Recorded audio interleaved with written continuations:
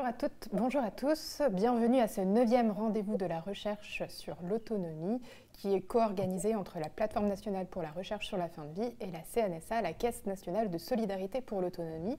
Je suis Pearl Moret, chef de projet recherche à la CNSA et nous sommes aujourd'hui ensemble pour 1 heure pour ce second webinaire qui est consacré à l'enquête à la recherche Covid-EHPAD.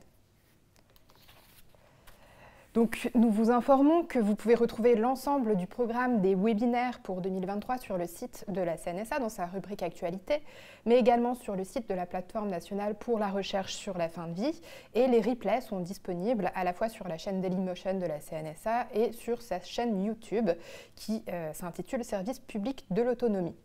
Donc, Élodie Cretin, qui est directrice de la Plateforme nationale pour la recherche sur la fin de vie, et Delphine Gosset, qui est chargée de communication et de valorisation de la recherche à cette même plateforme, sont avec nous à distance et vont vous mettre tous les liens dont il est question au fur et à mesure sur le fil de discussion. Donc cette année, nous avons un cycle de 3 webinaires qui va permettre de rendre compte des résultats de l'enquête Covid-EHPAD que je viens d'évoquer avec vous. Donc je vous présente très brièvement la recherche, mais c'est une recherche qui analyse les conséquences de la première vague de l'épidémie de Covid dans les EHPAD, et c'est une recherche qui est qualitative, donc qui comprend 269 entretiens, qui est réalisée dans 52 EHPAD. C'est une recherche également multicentrique, c'est-à-dire qu'elle a été menée dans 6 régions françaises, et elle a réuni 26 chercheurs et chercheuses en sciences humaines et sociales, en sociologie, en psychologie, en anthropologie et en philosophie, mais majoritairement en sociologie tout de même. Donc une recherche qui est rare de par son dispositif et dont l'intention était de recueillir à chaud les ressentis à la fois des résidents, de leurs proches, mais également des professionnels dans cette période particulière de la crise du Covid-19 et en particulier de la première vague. Donc c'est des outils, des méthodes et des analyses scientifiques qui ont été mises au service quelque part de la mémoire collective de cette période. Donc le rapport final et sa synthèse sont disponibles et accessibles à toutes et tous et vous pouvez y avoir accès. Là encore, un lien va vous être mis dans le fil de discussion. Donc vous pouvez déjà retrouver le replay du premier webinaire du cycle consacré à l'enquête Covid-EHPAD qui portait donc sur les résidents et sur leur vécu, leur manière différenciée d'avoir vécu les contraintes de confinement dans les EHPAD.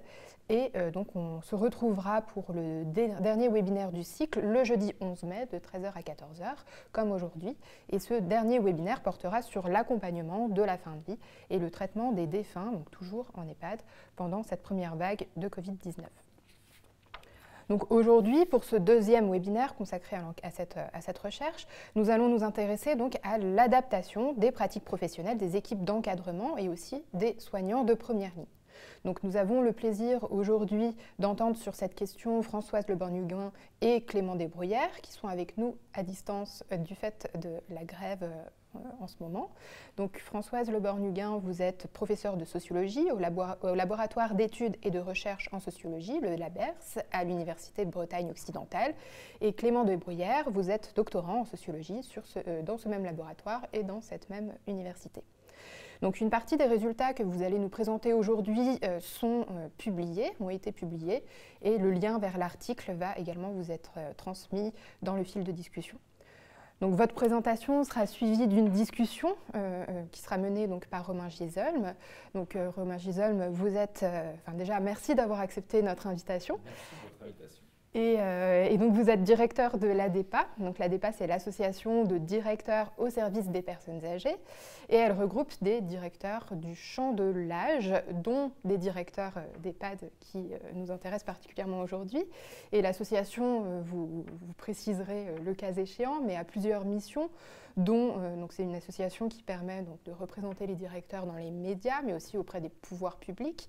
Par ailleurs, de créer des liens entre les directeurs au niveau local, mais aussi qui a une mission d'information via une lettre de diffusion et une revue trimestrielle qui s'appelle Directeur au pluriel. Et enfin, donc, vous organisez aussi des formations à destination des directeurs. Donc j'invite maintenant tous les participants et les participantes à laisser au fil, à ne pas hésiter à poser toutes vos questions sur le fil de discussion. Donc vos caméras et vos micros sont éteints, mais vous pouvez interagir avec nous en posant toutes vos questions sur le fil de discussion. Donc vous pouvez cliquer sur poser une question, puis entrer votre nom ou un pseudonyme, et les questions me seront transmises ensuite par Élodie et Delphine. Donc nous allons privilégier aujourd'hui les questions qui portent directement sur la recherche qui va vous être présentée. Pour toute autre information, vous pouvez consulter les sites de la CNSA, donc son site internet, mais également le site Mon Parcours Handicap ou encore pourlespersonnesâgées.com et enfin ma boussole aidant. Et donc sans plus attendre, je vais laisser la parole à Françoise et à Clément pour leur présentation qui est intitulée « Adaptation des pratiques professionnelles des équipes d'encadrement et des soignants de première ligne dans le contexte du premier confinement ». Et vous pouvez, il va vous être mis également dans le fil de discussion le diaporama pour plus de lisibilité. C'est à vous, je vous laisse la parole pour environ 25 minutes. Nous regrettons de ne pas être dans le studio d'enregistrement et espérons que nos propos vont quand même être un peu accessibles et lisibles pour tous.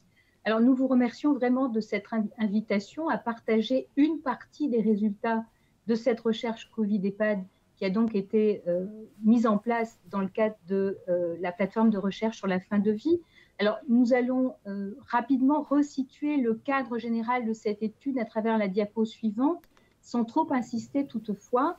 Donc, ce qui a été rappelé déjà par Perle Moret ici, c'est le cadre général de cette étude. Alors, la temporalité est importante, le fait que cette recherche se soit faite à chaud, au printemps et jusqu'en octobre 2020, dans 5 régions les plus touchées par l'épidémie, avec une région particulière, la Bretagne, qui quand même a aussi été concernée, puisque 35% des EHPAD ont été affectés, contaminés par la Covid durant ce premier confinement.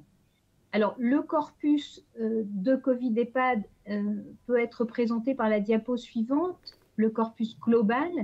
Donc, c'est un corpus dans lequel il y a une place majeure qui a été prise par des entretiens qui ont été réalisés auprès de professionnels, ici appelés acteurs de terrain, qui représentent 61% de la population, et le sous-corpus aujourd'hui porte exclusivement sur les points de vue des professionnels. Alors, nous allons développer les résultats à travers un plan de présentation diapo suivante qui est assez synthétique, que je vous présente rapidement. Nous allons préciser ce que recouvre de notre point de vue et du point de vue des collègues qui sont absents aujourd'hui, mais qui ont contribué à ce plan d'analyse à travers cet article en particulier qui a été publié dans la revue Frontières. L'objectif est donc de regarder ces 3 principaux résultats qui permettent de préciser ce que recouvrent ces processus que l'on peut dire d'adaptation en temps réel.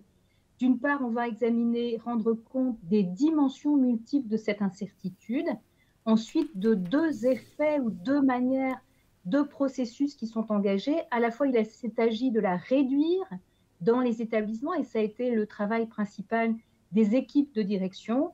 Et enfin, ce sera le 3e point, il a fallu adapter le fonctionnement interne de l'établissement, et cela s'est traduit par un travail complémentaire, parfois un surtravail pour l'ensemble des professionnels qui étaient en activité au moment de la Covid. Alors venons-en maintenant au corpus précis qui a été travaillé pour cette présentation. 13 EHPAD ont été retenus, localisés dans 3 régions, 7 dans le Grand Est, 4 dans les Hauts-de-France, 2 en Bretagne. 58 professionnels ont été rencontrés, interviewés dans le cadre d'entretiens, le plus souvent à distance, mais pour un certain nombre d'entre eux, à partir du mois de mai, dans ces établissements jusqu'en octobre, un guide d'entretien commun et une analyse qui a été menée collectivement à plusieurs chercheurs de ces 3 régions, à la fois des monographies particulières, singulières pour chacun de ces EHPAD, une comparaison intra-régionale et une comparaison entre ces régions. Alors, on va sans plus attendre rentrer dans les résultats que l'on souhaite partager. Le premier porte sur les dimensions multiples de l'incertitude, et c'est donc, je passe la parole à Clément pour la présentation des 2 premiers points de cette communication aujourd'hui. Bonjour à toutes et tous, et également un grand merci de nous avoir invités à communiquer aujourd'hui. Afin de donner un cadre d'analyse finalement aux manières de faire des équipes médicales et de direction durant cette première vague de Covid-19, on a sollicité le concept d'incertitude médicale, qui est un concept qui a été notamment forgé par une sociologue américaine qui s'appelle Renée Fox. Et donc Fox, elle distingue deux dimensions de l'incertitude médicale. La première, elle va résulter du fait qu'un médecin ne peut maîtriser que de manière imparfaite et incomplète l'ensemble des connaissances médicales et techniques disponibles. Ça, c'est pour la première facette de cette incertitude. Et la seconde, elle va résulter des limites même de l'état des connaissances en médecine à une période donnée. Et donc, lors de cette première vague de Covid, l'incertitude médicale à laquelle ont été confrontés les professionnels d'EHPAD, elle a finalement touché ces deux dimensions. Elle s'est traduite d'une part par l'absence de connaissances biomédicales sur un virus jusqu'alors peu connu, sur ses modes de contamination, ce qui a conduit à une appréhension difficile des bonnes pratiques à adopter par les membres des équipes soignantes, et notamment en termes de mesures de protection. Donc on rappelle qu'on se situe vraiment dans la première vague de cette épidémie. Et d'autre part, cette incertitude a été majorée par les savoir-faire incertains des professionnels du secteur. On pense aux médecins, mais également les paramédicaux, les aides-soignantes, qui se sont trouvés dans l'obligation finalement de produire un important travail cognitif pour maîtriser dans l'urgence des connaissances en constante évolution. Cette incertitude médicale, elle a également relevé de l'absence, ou du moins de l'accès restreint aux tests de dépistage pendant les premières semaines de l'épidémie. Puis ensuite, cette incertitude s'est déplacée sur la question de la fiabilité de ces tests. On s'interrogeait beaucoup alors sur la question des faux négatifs, ce qui complexifiait le diagnostic des cas et la mesure de la progression de l'épidémie au sein des établissements. Donc une incertitude liée au dépistage majoré dans les EHPAD, avec des résidents qui ne comprenaient pas toujours l'intérêt de ces actes de dépistage, ce qui pouvait déboucher sur des difficultés de prélèvement, avec des tests qui ne pouvaient pas toujours être réalisés dans de bonnes conditions, de la bonne manière, notamment auprès de personnes qui pouvaient souffrir de troubles cognitifs. Sur la diapositive suivante, je vais dire quelques mots sur l'incertitude relative aux fins de vie et au décès, qui était particulièrement marquante durant cette première vague de Covid.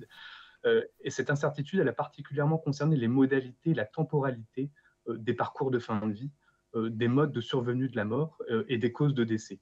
Donc l'imprévisibilité de l'évolution de la maladie, qui était parfois fulgurante, mais qui pouvait aussi donner lieu à des trajectoires de fin de vie plus lentes et plus progressives, a accentué finalement l'incertitude des soins, ainsi que l'accompagnement des résidents en fin de vie.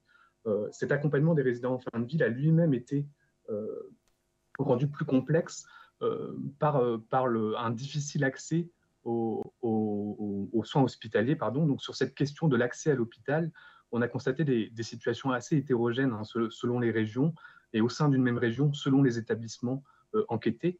On a certains établissements qui ont pu maintenir un accès à l'hôpital relativement aisé, en devant toutefois négocier davantage qu'à l'ordinaire cet accès auprès des médecins hospitaliers, et puis d'autres établissements qui n'ont tout simplement pas pu transférer des résidents malades en service de médecine ou en service hospitalier, et notamment des résidents en fin de vie.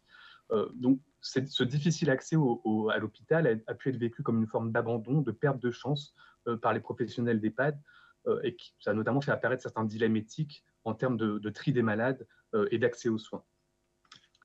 Je vous laisse passer à la diapo suivante, s'il vous plaît. Donc, face à ces multiples dimensions de l'incertitude, les équipes de direction, dans lesquelles on inclut finalement les médecins coordonnateurs, ont rapidement mis en œuvre différentes démarches qui ont visé dans un premier temps à se prémunir de cette épidémie, puis en cas d'entrée du virus dans l'établissement, à essayer de la contenir. Et donc pour cela, ces équipes se sont appuyées sur différentes ressources, que ce soit des ressources cognitives, des ressources issues de l'expérience antérieure d'autres épidémies, des ressources émanant enfin de l'environnement proche et des institutions de tutelle. Donc je vous propose de dire quelques mots sur chacune d'entre elles, avec comme observation générale déjà une certaine hétérogénéité de la mobilisation de ces ressources selon les régions, selon les contextes locaux et selon les établissements.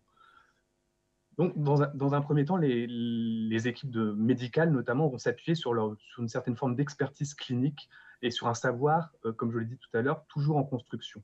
Donc face au manque de connaissances médicales sur le virus, face à l'incertitude relative aux tests, face à l'imprévisibilité des trajectoires de fin de vie, les médecins se sont davantage orientés vers ce que Nicolas Daudier, un sociologue de la santé, a nommé une objectivité dans la proximité, qui est une logique emblématique de la tradition clinique.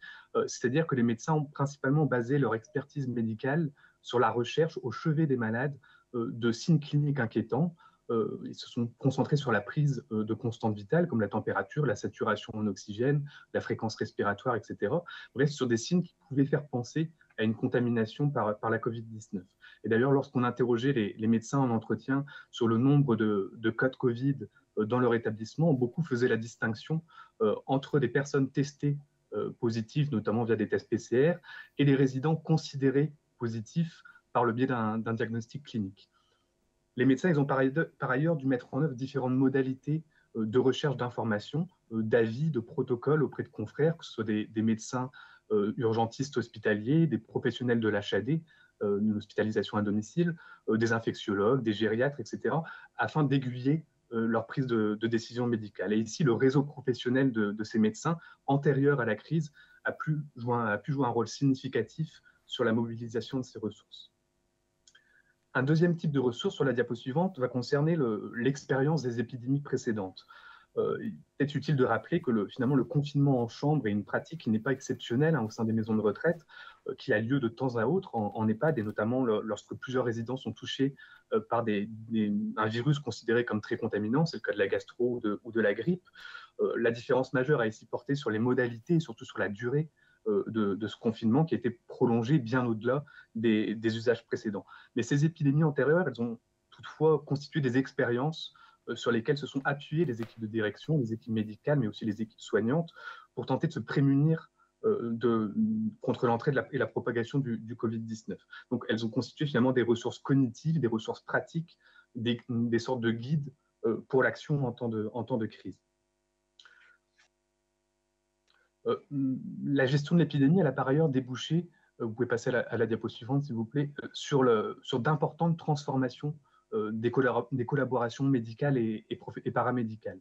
Une transformation qui a touché l'organisation du travail entre médecins traitants et médecins coordonnateurs, avec dans une grande partie des EHPAD enquêtés, des médecins coordonnateurs qui vont prendre le relais des médecins traitants, dont la plupart n'interviennent plus à ce moment-là dans les maisons de retraite.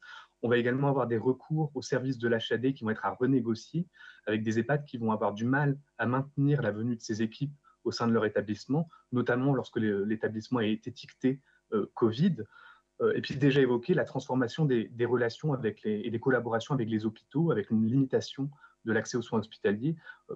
Ajouter que cette limitation était plus ou moins forte selon les contextes locaux, et qui dépendait de la proximité d'un centre hospitalier et des collaborations antérieures que pouvaient avoir les médecins coordonnateurs avec les médecins hospitaliers.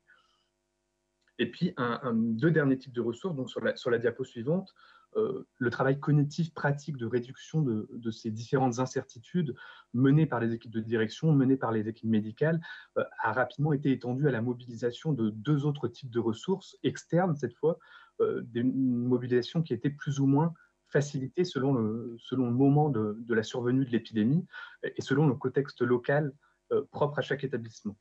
La première de ces ressources externes va renvoyer aux institutions de tutelle, et notamment aux ARS. Et sur cette question, donc, on a un certain nombre d'équipes qui vont exprimer un certain nombre de critiques à l'égard des ARS, d'une part en raison de l'absence de consignes précises quant aux conduites à tenir, mais aussi et surtout concernant le manque de soutien matériel en termes d'approvisionnement en équipement de protection. Je précise que c'est important que cette défiance exprimée à l'égard des ARS, elle a été relative dans son intensité selon les régions, selon les établissements où ont été menées les enquêtes. Et ici, la temporalité de la première vague épidémique, qui s'est déplacée d'est en ouest, a plus ou moins facilité les collaborations avec les autorités sanitaires et la mise en œuvre de leurs recommandations. Et dès lors, le regard porté finalement sur la réactivité des ARS pendant cette crise à destination des EHPAD, elle s'est par exemple avérée plus sévère dans le Grand Est qu'en région Bretagne. Ce qui faisait l'objet de critiques, c'était donc dans un premier temps, au tout début de la crise, une absence d'instruction de la part des autorités de tutelle sur la conduite à tenir, sur la nécessité de gérer la pénurie de matériel de protection. Puis, peu à peu, cette critique d'une absence de consignes s'est transformée en la critique d'une succession quotidienne de consignes difficilement applicables selon les réalités de terrain, des consignes par ailleurs peu concertées et reçues de différentes institutions. Donc, on a cité les ARS, mais on peut également citer les centres hospitaliers, mais aussi les directions générales d'établissements. Sur la diapo suivante, quelques données sur un second type de ressources externes qui ont cette fois concerné les territoires locaux et la mobilisation de ressources de proximité pour faire face notamment aux pénuries. Davantage réalisé par les directeurs et les directrices, on a donc eu un important travail d'anticipation et de recherche de ressources extérieures locales qui a été mis en œuvre donc, pour faire face principalement, comme je le disais, au manque d'équipements de protection. Si on a recueilli des témoignages de directrices et directeurs qui ont commandé des équipements à l'étranger, notamment en Chine, la majorité des ressources mobilisées par ces équipes émanaient du territoire local, notamment des municipalités, des commerces, des entreprises du territoire qui pouvaient fournir du matériel et se mobiliser pour finalement apporter leur soutien et leur aide matérielle à ces établissements, mais également les écoles d'infirmières, les établissements scolaires. On a enfin eu un certain nombre d'EHPAD qui, en fonction de leur statut, on peut recourir de manière appuyée aux directions générales des organismes gestionnaires pour pallier les manques et anticiper les gestions de stock et de fournitures. Donc voilà, de manière assez brève, les différentes ressources sur lesquelles ont pu s'appuyer ces équipes d'encadrement. Je vais repasser la parole à Françoise pour discuter des transformations du fonctionnement interne des établissements durant la crise. Merci. Alors, on va passer à cette analyse effectivement de ce fonctionnement interne qui, bien sûr, n'est pas complètement homogène, mais ce qu'il est, ce sont les enjeux que les différents professionnels ont dû mettre au travail dans chacun de leurs établissements. Alors, on n'insiste pas ici concrètement, mais cette adaptation du fonctionnement interne, elle a pris la forme à la fois de décisions à prendre en termes d'organisation, voire de réorganisation des espaces, qui ont mis en place aussi des paradoxes, des tensions sur la possibilité de déplacer des résidents ou au contraire la décision de les maintenir chez eux, quel que soit leur statut de contamination à l'égard du virus.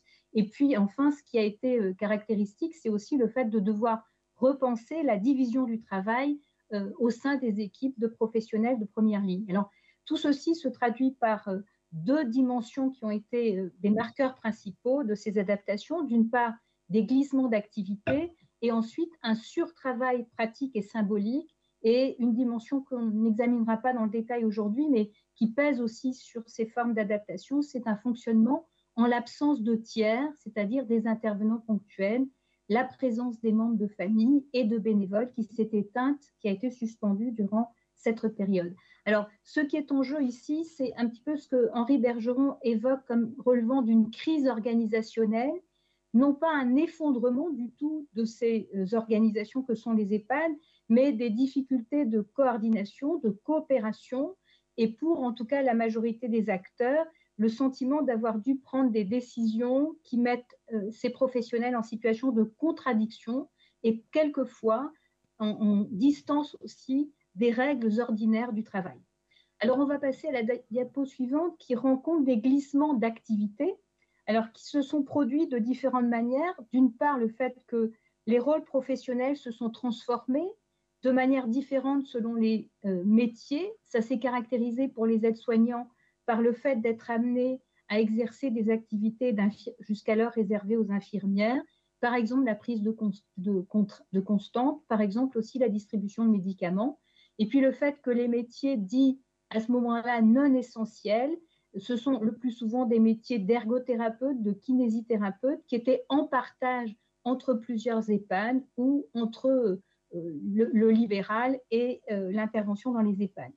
Alors ce qui est spécifique aussi, c'est que les métiers les plus éloignés du soin et de l'hygiène sont ceux qui ont le plus glissé en termes de contenu d'activité. On pense ici aux animatrices, aux psychologues, aux secrétaires, voire aux cuisiniers, qui ont été amenés à intervenir dans des lieux qu'ils ne fréquentent d'habitude pas régulièrement. Ce peut être les chambres, ce peut être la salle à manger, ça peut être aussi un travail de veille et d'accompagnement, en particulier sur tout ce qui renvoyait aux échanges entre des parents et des résidents, et à tout le travail de réponse à ces types de sollicitations. C'est aussi du coup une caractéristique de cette adaptation, c'est la polyvalence et la solidarité temporaire qui s'est traduite par un resserrement des liens dans les équipes. Dans plusieurs régions, on a noté cette idée de tenir ensemble face à la situation, alors qui inclut à la fois se tenir ensemble les collègues, mais aussi parfois les résidents qui, pour ceux qui sont les plus vaillants, tiennent aussi à alléger le travail de ces professionnels. Ce qui s'associe à cette polyvalence et cette solidarité temporaire, c'est le fait que justement, cette parenthèse n'a pas duré et dès la fin de cette première vague, dès l'été 2020, sont revenues des dissensions, des tensions sur la manière d'organiser le travail ou de répondre à telle ou telle sollicitation. Faut-il que monsieur ou madame un tel soit levé au fauteuil, soit accompagné de telle ou telle manière, alors que cela faisait consensus pendant la période Covid. Alors, l'idée de faire rentrer ou la nécessité de faire rentrer les nouveaux résidents pour revenir à un taux de remplissage normé, un taux de participants, de résidents normés, s'est rapidement réintroduite aussi dans les établissements à partir du mois de juin-juillet et devait dans certains établissements être effective. On revenait aussi à un taux de remplissage ordinaire dès le mois de juillet-août, ce qui était vu comme une appréhension puisque le travail avait pour partie été allégé à partir du moment où l'épidémie s'était un peu retirée. Alors, on va passer au deuxième aspect de ces adaptations, ce que l'on a qualifié dans l'équipe comme relevant d'un certain de forme de surtravail. Alors, ce surtravail, c'est plusieurs choses en sociologie. C'est à la fois du travail en plus qui se rajoute aux tâches habituelles, mais c'est aussi des activités qui peuvent devenir du travail en trop, qui perturbent le sens ordinaire de l'attachement au travail. Alors, on sait bien que dans les EHPAD, avant cet épisode de premier confinement et de première épidémie, il y avait déjà des conflits de temporalité qui ont été relevés par plusieurs de nos collègues, je pense en particulier au travail de Solène Billot. Alors, ce travail, ces formes de surtravail, c'est à la fois une augmentation du temps de travail ou un resserrement de celui-ci, par exemple travailler en 12 heures, changer régulièrement de planning, faire face à des arrêts de travail imprévisibles de la part de collègues, mais c'est aussi un travail qui prend une autre intensité, un travail qui est de plus en plus prescrit et qui comprend des activités de veille permanente de l'état de santé des résidents, mais aussi des collègues qui sont suspendus à cette question de la maladie pour elle-même. Donc c'est un travail de vigilance avec des nouvelles tâches, un travail aussi qui comprend du bio-nettoyage et donc un travail qui va conduire à faire l'expérience du surmenage, donc qui renvoie quelque part à l'idée qu'il va y avoir des effets du travail hors du temps de travail sur le vécu, sur le rapport à l'extérieur et la citation sur le cauchemar ou le surmenage est assez emblématique de cette situation. Alors tout ceci renvoie donc à diapo suivante un nouveau travail que l'on qualifie de pratique et symbolique en même temps parce que c'est un travail de justification pour soi, à l'égard de soi-même, mais aussi à l'égard d'autrui, des pratiques qu'on a été amené à avoir. Alors ça se traduit par la question majeure pour certains des personnes rencontrées d'avoir introduit soi-même le Covid-19 ou la Covid-19 dans les l'EHPAD, qui se traduit parfois par l'exposition aussi aux doutes d'autrui, etc.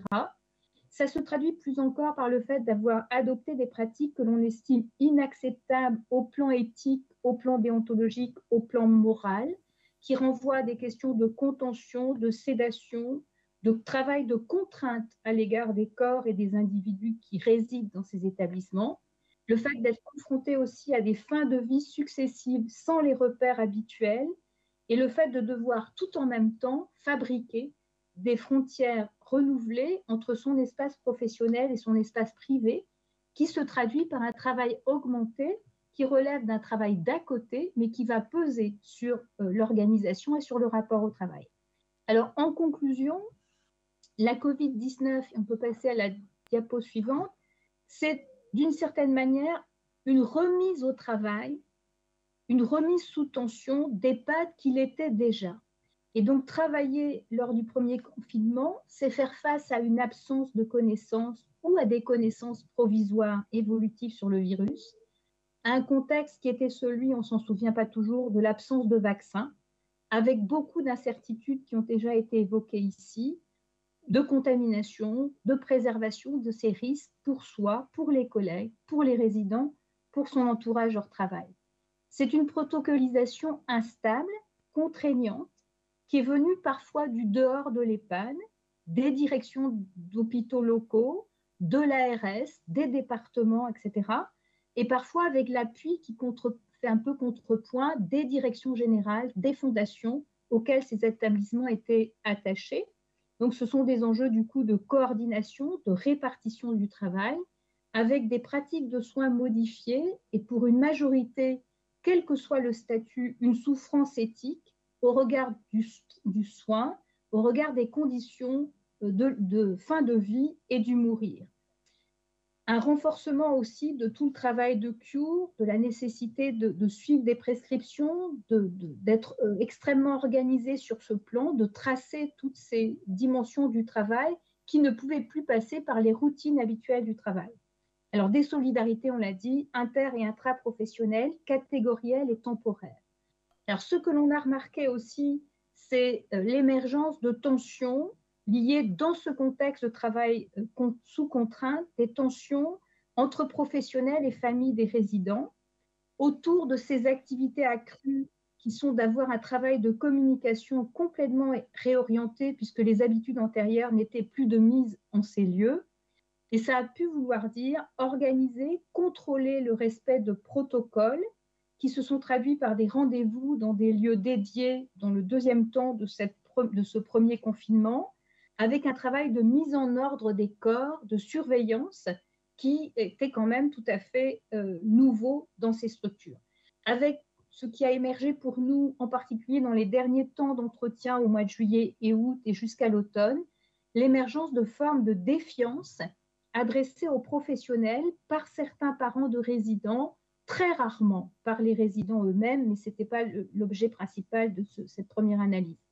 Tout ceci nous mène à questionner la médicalisation des EHPAD, qui a été sous-tendue par ce temps en particulier de ce premier confinement, avec la question que posent nos interviewés, est-ce que cette minoration de l'accent mis sur les projets de vie, est-ce que c'est au profit de ce temps du soin?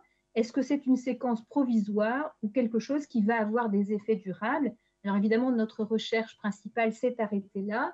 Depuis, nous sommes en veille sur ces questions-là, mais nous voyons bien qu'il y a des retombées aujourd'hui extrêmement au long cours de ces enjeux qui sont majorés, puisqu'elles remettent en question, d'une certaine manière, les formes aujourd'hui de contours de l'évolution de ces maisons de retraite autour de la proximité des attentes ou non entre les personnes qui y résident, les professionnels et les directions qui pilotent ces établissements, sur la question de l'offre de soins et d'accompagnement au temps du vieillir, avec des personnes qui souffrent de limitations, mais qui ont aussi des capacités préservées. Et donc, quel contrat moral, quelle forme de délégation peuvent émerger dans ces situations de crise Covid, mais depuis évidemment cet événement et ces rebondissements dans le travail organisationnel que cela a pu induire. Nous vous remercions de votre écoute. Merci. Merci beaucoup à tous les deux pour votre présentation très claire. Je passe donc la parole à Romain Gisol, directeur de l'ADEPA, pour une discussion libre. Et puis ensuite, je vous propose vous pouvez échanger ou dérouler votre discussion à votre convenance. Mais très volontiers, effectivement, pour que je vous fasse part de l'analyse de l'ADEPA, qui, comme vous le rappeliez, rassemble des directeurs et directrices d'établissements et services à domicile pour personnes âgées, et donc a été confronté en plein par ce que vivaient ses adhérents à la gestion de cette crise.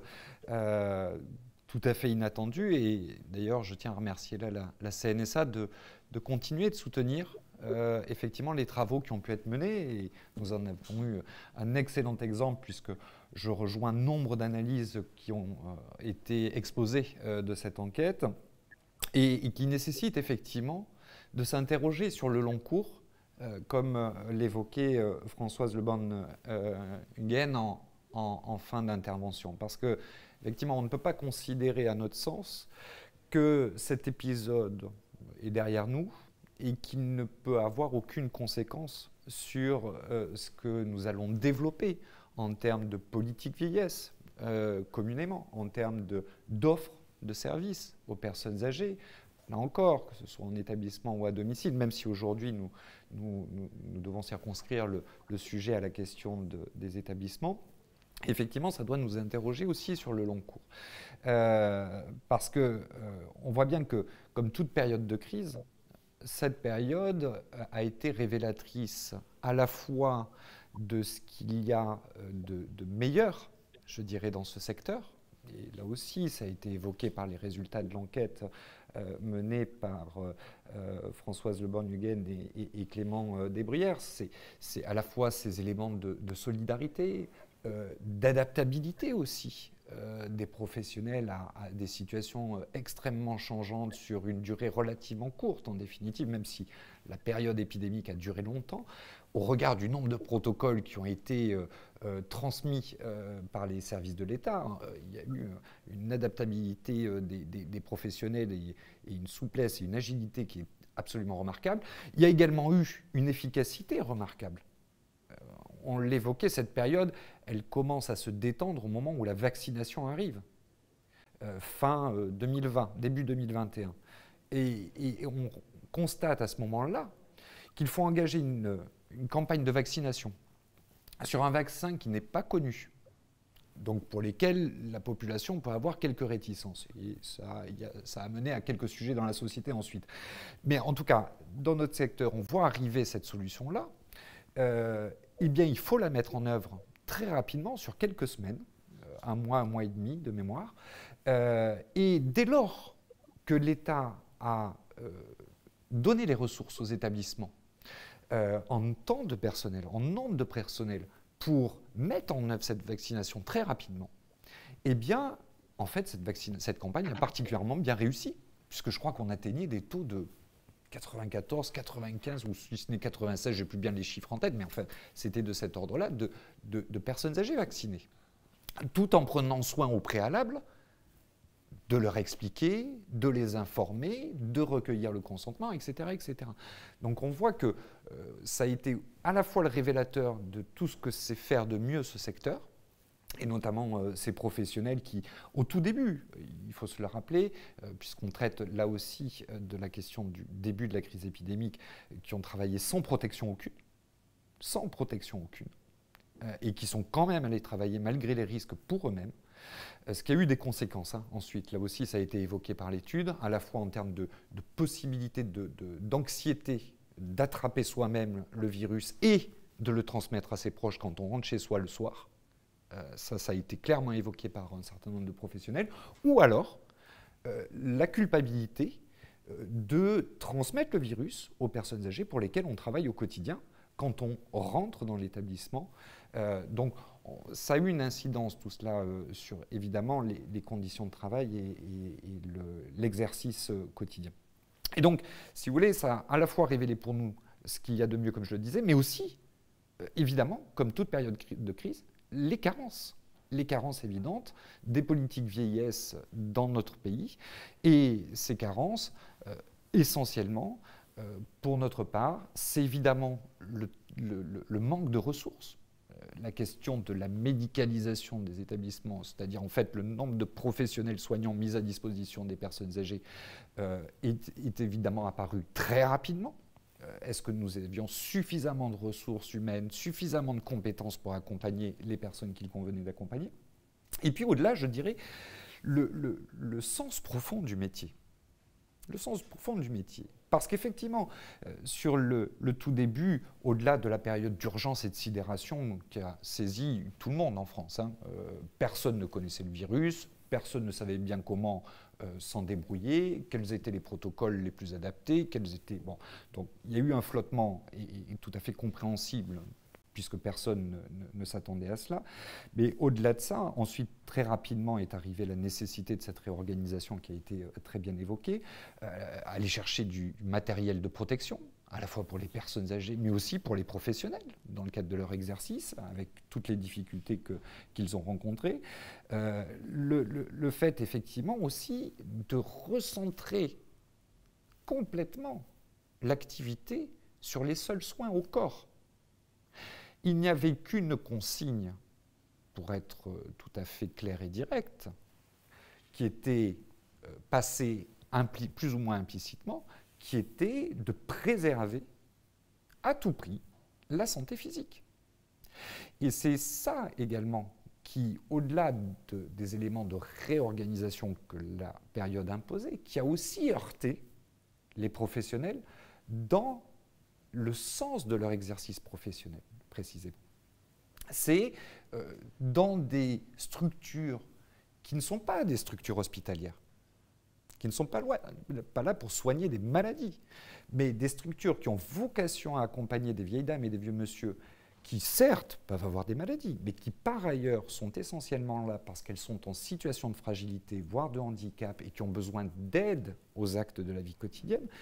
Eh bien, dans ces structures dont on entend que les pouvoirs publics incitent à ce qu'elles soient des lieux de vie, qu'elles soient des domiciles même parfois, eh bien, le seul intérêt ou la seule demande ou le seul axe qu'il convenait d'investir, c'était celui de la santé physique. Ce qui peut là aussi parfaitement se comprendre. Hein. Mais on voit bien que ça ne pouvait pas se traiter que par ce seul biais-là, parce qu'assez rapidement, et là aussi ça a été évoqué, et d'ailleurs l'ADEPA, dès mars 2020, demandait à l'État la saisine du Conseil consultatif national d'éthique sur les questions de restriction, justement, aux libertés de mouvement, aux libertés de visite, à la question également de la possibilité de conserver un certain nombre de relations sociales, etc. Parce que nous avions bien pressenti que précisément parce que l'accompagnement de la santé au sens de l'OMS ne se résume pas à la seule question de la santé physique, mais aussi à la question de la santé psychique, eh bien, il fallait traiter effectivement l'accompagnement de cette période de crise sur les deux volets. Et force est de constater que même si nous avions alerté et que le Conseil d'ailleurs, le Conseil national d'éthique avait fait des recommandations allant dans le sens de la nécessité d'adapter les confinements, parce que certes, les professionnels connaissaient des périodes, notamment épidémiques, ça a été évoqué, de gastro, voire de grippe, etc., qui pouvaient nécessiter un confinement. La différence, c'est que là, il n'était plus temporalisé, comme le rappelait le CCNE, c'est-à-dire établi pour une durée donnée, puisque personne ne savait quand est-ce qu'allait s'arrêter cette période épidémique, donc c'était confiné ad vitam, nous ne savions pas bien quand. Deuxième élément, ça n'était pas individualisé, contrairement justement à des périodes épidémiques de gastro, de grippe, où quelqu'un qui a la grippe, généralement d'abord a envie de rester au lit quand on a 42 fièvres, donc c'est pas très compliqué de rester dans son logement, mais ça ne s'étend pas sur une aile complète. Ce sont les personnes effectivement malades qui nécessitent de rester dans leur logement. Donc ça n'était pas individualisé, c'était généralisé, et ça n'était pas proportionné. Il faut aussi se souvenir, et là, il est extrêmement intéressant de voir que l'enquête porte sur des régions qui ont été très touchées par le Covid. Mais il faut aussi se rappeler que certaines régions étant très touchées, toutes les régions de France, toutes les personnes âgées de France vivant en établissement ont été soumises aux mêmes contraintes de confinement et de restriction de liberté, de façon indistincte. Et donc, ça n'était absolument pas proportionné, puisque là aussi, il semble avoir vu dans quelques études qu'un des enseignements peut-être pour l'avenir, c'est aussi comment, s'il y a envisagé des mesures de restriction, d'abord se rappeler qu'elles doivent être, comme le préconisait le CCNE, individualisées, proportionnées, temporalisées, mais effectivement qu'il y ait la possibilité d'une adaptation très localo-locale. Même sur un département, il y avait des établissements où il n'y avait pas de Covid. Et donc, imposer des mesures très restrictives aux gens était largement disproportionné. Mais on voit bien effectivement comment tout cela a amené à la fois à repenser et à reconsidérer les relations aux différents acteurs. Là aussi, ça a été très bien dit, j'y reviendrai pas, sur les acteurs hospitaliers, les services d'HAD, d'hospitalisation à domicile, la question de la relation avec les autorités de contrôle et de tarification, ARS, mais je rajouterai aussi les départements. Certains ont été tout à fait à l'œuvre, tout à fait disponibles, d'autres moins, de la même manière pour les ARS. Donc, on voit bien que les réactions et les relations n'ont pas été tout à fait les mêmes selon les territoires. Et également la question aussi de cet afflux de protocoles, là aussi ça a été très bien évoqué, à la fois dans le nombre qui était produit et donc adressé aux structures, dont on peut entendre qu'il y avait nécessité d'adaptation au fur et à mesure aussi, à la décharge des services de l'État. Là aussi, chacun a avancé en faisant avec l'État des connaissances. Donc, mais en tout cas, ça a engendré une confusion, un sentiment effectivement d'être plus perdu qu'aider dans la décision. Et puis, il y a clairement la question effectivement de la concertation. Concertation qu'il convient de considérer bien sûr pour les professionnels, mais je dirais aussi pour les personnes âgées. Car un des éléments révélateurs de la crise, ça a été aussi combien elles ont participé de définir elles-mêmes les politiques publiques qui leur étaient destinées. Car in fine, ces politiques publiques, ils en étaient bien effectivement les publics destinataires. Et donc, à notre sens, pour ne pas être plus long et laisser un peu de temps aussi à l'échange, je retiendrai 4 points de cette période qui doivent nous interroger sur l'avenir des structures. 1, la question effectivement de l'éthique professionnelle. Quel est le sens de ce travail ? Est-ce que nous devons investir des structures qui ont vocation à soigner des maladies, à être très sanitarisées, avec des professionnels essentiellement soignants ? Ça peut être une considération. Ou est-ce que nous avons vocation à développer des structures beaucoup plus axées sur l'approche domiciliaire, telle que d'ailleurs la CNSA l'a préconisé dans l'un de ses rapports prospectifs, je crois celui de 2018 ou de 2019 de mémoire, mais tout ça est sur le site de la CNSA et ça se retrouve sans difficulté. Deuxième élément, c'est la nécessité, clairement, à notre sens, d'augmenter le temps de professionnel soignant, d'une part, parce qu'on a bien vu que quand on fonctionne à flux tendu, extrêmement vite, on est débordé dès qu'il y a une période critique. Et là, ça a été le cas de façon tout à fait aiguë. La question des glissements de tâches, je crois qu'elle dit à la fois, quand était exprimé le terme de professionnel non essentiel, qui étaient les ergothérapeutes, les psychologues, les animateurs, etc. En fait, dans un secteur d'activité où vous êtes en flux tendu tout le temps, notamment sur le temps de professionnel soignant, vous faites appel aux forces que vous avez en présence, c'est-à-dire tous les autres. Donc effectivement, tous les autres sont venus aider dans des tâches de soignants du corps, ce qu'il y avait à faire par les équipes soignantes. Mais donc, ça dit quelque chose du manque de ressources professionnelles, à la fois pour les soins premiers, mais aussi de la diversification.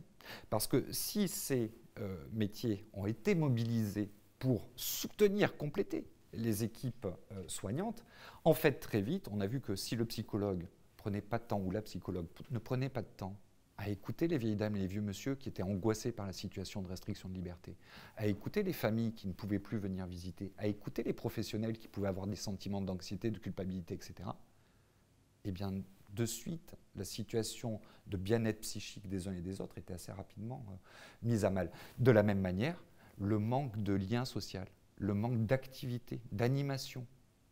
Je crois que chacun se souvient de ces images d'une vieille dame passée sur le JT de France 2 de mémoire, qui, pleurant, disait combien elle était malheureuse d'attendre toute la journée dans son logement. Parce qu'effectivement, la question de pouvoir avoir des activités, eh bien, c'est un élément essentiel du bien-être. Et on voit bien que si ces animateurs pouvaient être considérés comme non essentiels dans l'immédiat, face à l'urgence de la santé physique, eh bien, très rapidement, parce qu'il n'y avait pas suffisamment de ressources en animateurs, eh bien, les visios étaient très difficiles à mettre en place, parce qu'un demi-animateur pour 100 personnes âgées pour lesquelles il convient de faire des connexions visio avec la famille, c'est extrêmement compliqué à gérer, au-delà du fait que ce ne soit pas toujours adapté pour les situations des personnes en fragilité. Donc en fait, à la fois augmenter ce temps de professionnels soignants, mais aussi penser la diversification des métiers précisément pour améliorer l'offre d'accompagnement aux personnes âgées. Ne plus penser les politiques vieillesse sur le volet de la réponse, je dirais, aux soins premiers, ce qui est absolument essentiel et qu'il convient d'améliorer, mais aussi la penser comme une réponse aux appétences, aux aspirations, aux attentes des gens au travers du volet psychosocial. Très rapidement, 2 derniers enseignements pour nous. La question du lien avec le droit commun. Je vais être très rapide. La question du lien avec le droit commun. Bien sûr. La question du lien avec le droit commun. Je crois que cette crise, elle interroge aussi cela. Qu'est-ce qui fait qu'en France, les seules personnes, les seuls concitoyens qui ont subi de telles restrictions de liberté, soit les personnes âgées qui vivaient en EHPAD, au seul prétexte qu'elles vivaient dans un immeuble, un bâti qui s'appelle EHPAD. Il n'y a pas eu de difficulté, plus que pour tout autre Français, pour les vieilles dames et les vieux monsieur fragiles qui vivaient à domicile, pour les personnes âgées qui vivaient en résidence service, et c'est tant mieux pour toutes ces personnes. Qu'est-ce que notre société dit de ces gens-là qui subissent des restrictions plus importantes que tout autre Français? À notre sens, il y a une question à interroger sur le lien avec le droit commun. Dernier élément, développer, je l'évoquais, le pouvoir d'agir des professionnels, leur laisser de la marge de manœuvre, adapter aux situations locales. On voit qu'ils peuvent faire preuve de beaucoup d'agilité et de performance, donc leur laisser des marges de pouvoir d'agir et surtout le pouvoir d'agir des personnes elles-mêmes à décider des politiques publiques qui sont mises en œuvre pour elles-mêmes. Je vous remercie, Romain Gizane, pour votre intervention. Est-ce que vous, Clément ou Françoise, vous voulez réagir à cette présentation? Je vous laisse un temps d'échange et puis ensuite je poserai les quelques questions qui me sont parvenues, mais elles ne sont pas nombreuses, donc n'hésitez pas à les faire remonter pendant que Françoise et Clément répondent à Romain Gizane. Peut-être quelques éléments successifs pour l'un et pour l'autre. Alors, c'est vrai qu'il y a des éléments, je pense, assez majeurs autour de cette séparation qui a été induite par la situation d'incertitude entre le corps vécu, finalement, et le corps incarné. C'est-à-dire, on s'est préoccupé du corps incarné des vieilles personnes et pas du tout de leur propre expérience, de leur propre réflexivité, ou alors on l'a prise en compte pour soutenir le pouvoir d'agir de certaines vieilles personnes qui étaient capables elles-mêmes de s'occuper dans l'espace de leur chambre. Et ça a déjà été montré par nos collègues qui nous ont précédés dans ce rendez-vous, autour des manières d'habiter en EHPAD. Donc cette séparation corps vécu, corps incarné, elle est extrêmement pesante sur le fonctionnement des établissements. En tout cas, elle l'a été au moment de la période du Covid.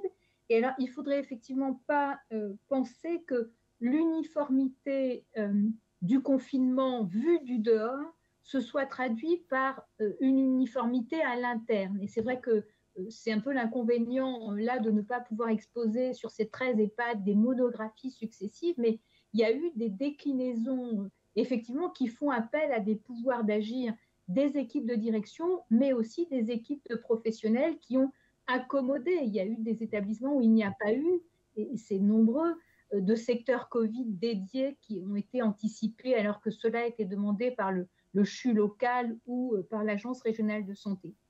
Alors, il y a un autre aspect sur lequel on n'a pas beaucoup insisté et qui sera plus travaillé par nos collègues qui nous succèdent, c'est aussi la division du travail entre le dedans et le dehors. C'est-à-dire ce qui a pu être demandé, effectivement, de glissement d'activité entre les professionnels du dedans, c'est aussi conjugué avec des différences d'activité avec le dehors. Et en particulier autour de cette séparation entre aides-soignants et agents du funéraire, qui dit aussi les glissements d'activité, les porosités qui sont mises en place avec un certain nombre de préoccupations quand même extrêmement intense sur cette nécessité pour les professionnels du soin, de l'accompagnement, de la singularité, de répondre à la fois à des demandes de familles qui leur étaient transmises, de faire des visites à la fenêtre, de prendre des photos des personnes dont l'état de santé était difficile pour les transmettre aux familles, et en même temps d'être pour elles-mêmes aussi concernées par la question de la gestion du corps mort, du cadavre, du défunt, avec du coup des préoccupations aussi quelque part de compatibilité de ces différentes fonctions qui sont séparées dans nos sociétés pour des raisons qui s'expliquent sans doute au plan anthropologique. Et donc, c'est effectivement la disparition, quelque part, ou la mise sous le boisseau de l'imaginaire des EHPAD, qui me semble avoir été extrêmement anesthésié pendant la période du Covid. Et effectivement, je pense que cela a eu des retombées et a aujourd'hui encore des retombées, parce que si s'intéresser au corps vécu, ça ne pourrait être demain réservé qu'aux résidences seniors, aux résidences services autonomie ou aux résidences autonomie, ça pose quand même la question de la relégation ou de la ségrégation dans le parcours du vieillir que nos sociétés proposeraient aux personnes dont les limitations, les incapacités seraient les plus fortes, alors qu'on a vu en tout cas, et c'est un effet aussi de l'enquête, que par exemple quand on demande d'accéder à des résidents, d'avoir la parole des résidents, effectivement il y a un effet de construction, on ne laisse pas les chercheurs rencontrer n'importe qui, et en même temps on s'aperçoit du coup que vivent aussi dans des EHPAD des personnes extrêmement vaillantes, qui ont une réflexivité extrêmement étendue, et qui ont des formes de citoyenneté qui interpellent beaucoup et qui sont extrêmement capables de dire ce que pourraient être les EHPAD de demain pour les personnes, si on veut bien prendre le temps de les écouter et de ne pas considérer que l'EHPAD, c'est un moment du parcours qui serait vraiment celui dans lequel on arriverait uniquement quand on est dépendant à l'égard d'autrui et qu'on ne pourrait plus exercer qu'une infime part de pouvoir sur soi-même, alors qu'évidemment, on en exerce toujours une, bien entendu. Je vais laisser Clément répondre. Oui, je vais être très court, parce que je vais aller vraiment dans le même sens de ce qui a été dit juste avant, et notamment par Romain Gisol. Peut-être pour revenir très rapidement à ce qui a été aussi dit par François sur le lien entre vie biologique et vie biographique des personnes âgées aujourd'hui. J'ai pensé tout à l'heure à un propos d'une infirmière coordinatrice d'un EHPAD qui m'avait dit en entretien, pendant cette première vague, on s'est centré sur les soins premiers, sur les besoins premiers. Et donc, cette phrase, elle interpelle finalement, qu'est-ce que sont que les besoins premiers de ces résidents en EHPAD. Et là, on voit que finalement, toutes les choses qu'on discute depuis tout à l'heure, l'importance de la visée éthique qui imprègne finalement toutes ces prises de décision et la manière dont on conçoit l'accompagnement des personnes âgées. La visée éthique, pour reprendre la définition classique de Paul Ricoeur, qui est une visée de la vie bonne avec et pour les autres dans des institutions justes. Et donc, finalement, on peut se demander qu'est-ce qu'on a mis derrière cette vie bonne dans les EHPAD durant la crise. Et comme vous l'avez bien dit tous les deux, on a quand même choisi de prioriser, de mettre l'accent sur la vie biologique des individus, et en l'occurrence des personnes âgées en EHPAD, mais on pourrait presque élargir cette analyse à l'ensemble de la société, au détriment du biographique, de la vie vécue, avec tout un certain nombre de conséquences finalement à ce choix éthique et presque philosophique. Donc, les conséquences, ça va être la rupture des liens familiaux, l'évacuation de soins jugés non essentiels, les animatrices, etc. Je ne rentre pas plus dans les détails, mais finalement, cette priorisation des soins du corps, de la vie biologique des individus, elle dit quelque chose sur la manière dont on pense, dont on appréhende d'une part le vieillissement et d'autre part les vieilles personnes. Et sur ces questions d'articulation, de lien et de fracture finalement entre vie biologique et vie biographique, avec un accent mis aujourd'hui dans nos sociétés contemporaines sur cette vie biologique, j'invite les personnes que ça intéresse à aller lire les écrits de Didier Fassin, notamment, un ouvrage qui s'appelle La vie, mode d'emploi, qui est paru il y a quelques années, qui traite de ces questions dans d'autres secteurs, dans d'autres champs, dans d'autres domaines, mais qui pointe aussi cette priorisation du biologique sur le biographique aujourd'hui. Et la manière dont a été gérée la crise dans les EHPAD en est une illustration supplémentaire, je pense. Et puis peut-être un dernier petit mot très rapide, parce que pour ne pas faire trop de redites, mais ça me paraît important de revenir sur ce que vous disiez, Romain Gisholm, sur les capacités d'adaptation des professionnels d'EHPAD. Nous, ce qu'on a beaucoup recueilli en entretien, on aurait peut-être pu davantage l'appuyer aujourd'hui, c'est les capacités de s'arranger, de s'adapter aux directives qui viennent d'en haut, selon la réalité locale du terrain, selon l'architecture de l'établissement, selon les ressources humaines de tel établissement, selon les relations intérieures avec les familles, etc. Vraiment, ça a été bien mis à jour, hein, dans les entretiens qu'on a recueillis, cette capacité d'adaptation, de négociation de directives. Et donc, ça conduit à penser, comme vous le disiez, à laisser davantage d'autonomie décisionnelle à ces acteurs de terrain qui sont peut-être finalement les mieux placés pour prendre des décisions qui, quelles qu'elles soient, sont quand même des décisions importantes et graves. Voilà, je m'arrête là. Je vous remercie. Alors, on a fort heureusement pas beaucoup de questions, donc je vais vous la poser assez rapidement et puis je vous demanderai d'être très court puisque voilà, on est déjà arrivé au terme du temps qui nous était imparti. Mais la question qui est remontée, donc, c'est est-ce que les réseaux de solidarité et de ressources extérieures qui ont été observés donc, lors de cette première vague se sont maintenus ensuite? Et voilà, qu'est-ce qui est arrivé de ces réseaux de solidarité? Je ne sais pas si vous pouvez répondre en tant que chercheur ou si vous, Romain Gisholm, vous avez des éléments par rapport à cette question. Très rapidement, je crois qu'il y a un élément aussi marquant qui est apparu pendant cette crise épidémique, c'est le positionnement des familles qui, jusque-là, ne subissaient pas réellement le côté contraignant du fonctionnement EHPAD, précisément, du modèle EHPAD.